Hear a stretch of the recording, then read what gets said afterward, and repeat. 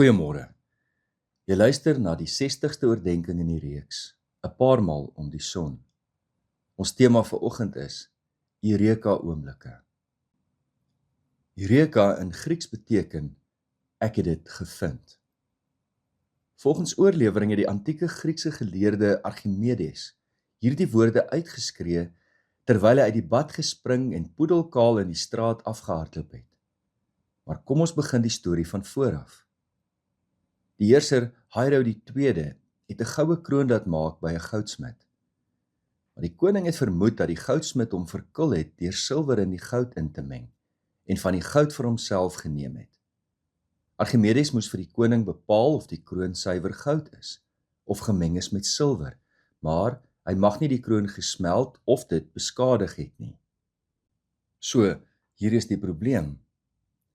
Vergelykbare groottes goud en silwer sal nie dieselfde weeg nie omdat goud swaarder weeg as silwer. Maar hoe bepaal 'n mens die gewig van 'n kroon met so 'n unieke vorm? Eendag toe Archimedes in die bad klim, het hy waargeneem hoe die water styg.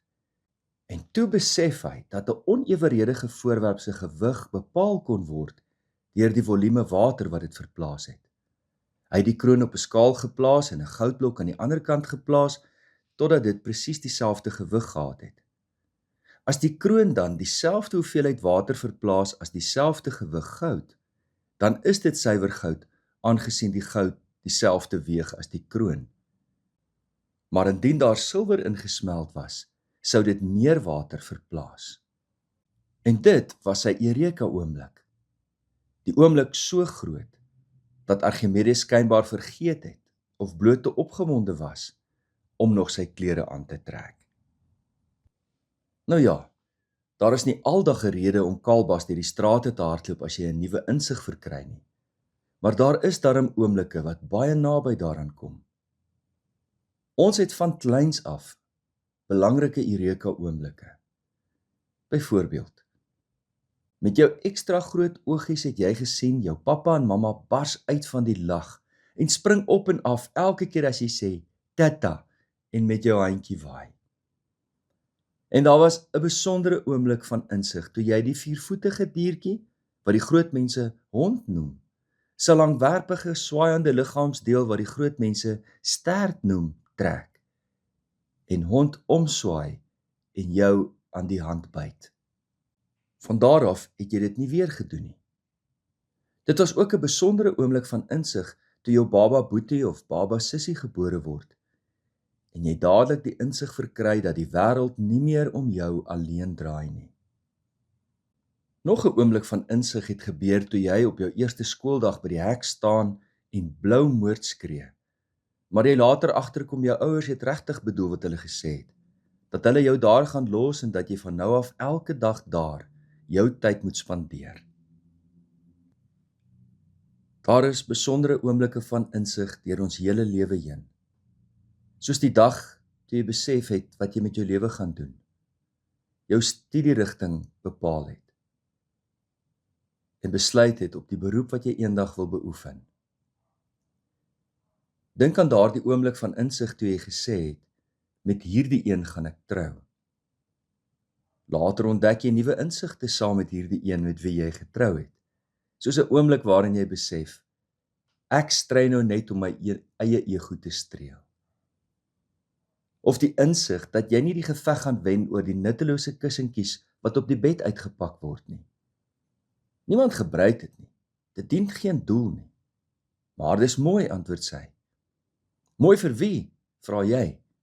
Niemand kom ooit in ons kamer nie. Ek het selfs vir my vrou uitgewerk hoeveel sekondes van my lewe ek al onnodig spandeer het om die kussentjies aan my kant van die bed af te haal. Dit neem my 5 sekondes om die kussentjies af te haal en elders neer te sit. In die 17 jaar wat ons getroud is, het ek vir 6209 dae, as jy die skrikkeljare se ekstra dag bysit, 31045 sekondes van my lewe so vermors. Dit is 517 minute, 'n volle 8.6 ure van my lewe. Ek het 'n volle werksdag verloor.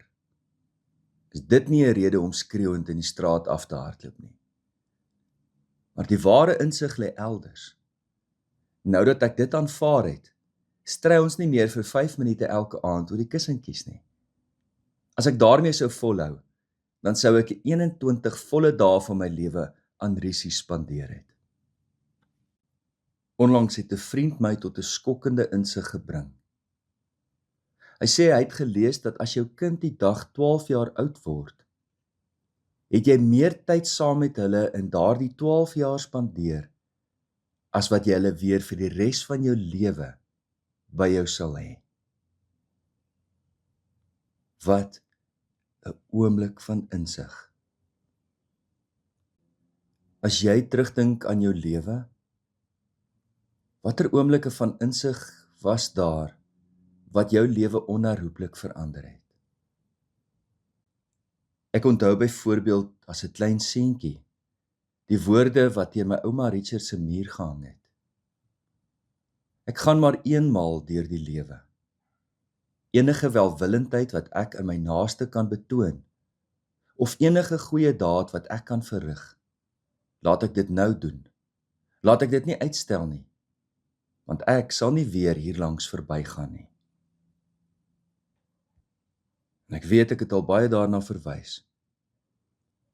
Maar daardie oomblik as klein seentjie toe my ma die eerste keer vir my verduidelik het hoe groot God se genade is en sy liefde vir my, het ek net soos Martin Luther gevoel, asof die poorte van die hemel oopgeswaai het en ek het ingestap. Watter oomblikke van geloofsinsig is daar op jou lewenspad as jy daarop terugkyk? Dit is die definierende oomblikke in ons lewens. En dit bly die lewe interessant hou. Ons gebed vanmôre kom uit die Groot Gebedeboek. Dis die gebed van 'n Christen in Indië. Soos 'n muur op 'n stokkie wat albei kante brand, hardloop ek heen en weer, radeloos en wanhoopig. Want wat moet ek met my sonde maak? Soos my skadu wat my oral volg, so spook die dooie gewig van my oortredinge by my. Sien my tog in genade aan, Here God. U eindelose liefde en vergifnis is my enigste hoop. In Jesus naam. Amen.